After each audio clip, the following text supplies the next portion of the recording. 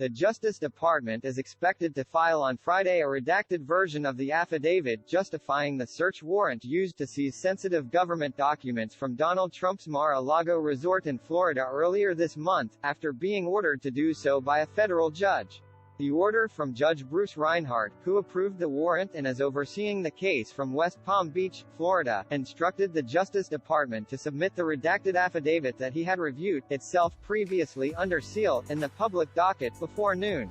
In an earlier two-page ruling, the judge said the Justice Department's proposed redactions were narrowly tailored to keep secret grand jury material, the identities of uncharged individuals and sources and methods used in the criminal investigation, and the remainder could become public. The government has met its burden of showing that its proposed redactions are narrowly tailored to serve the government's legitimate interest in the integrity of the ongoing investigation and are the least onerous alternative to sealing the entire affidavit, Reinhart wrote.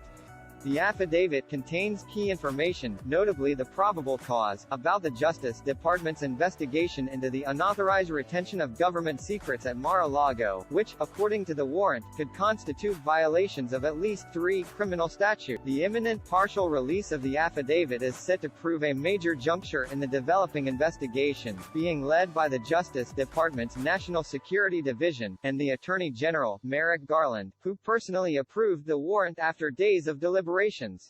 Exactly how much of the affidavit will be redacted was not clear, but they are expected to be extensive.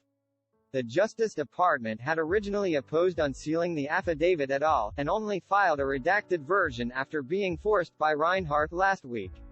But depending on how the affidavit was produced, several former U.S. attorneys said, it could also contain elements that are not directly related to the investigation, such as descriptions of potential crimes that the Justice Department suspected were being committed at Mar-a-Lago.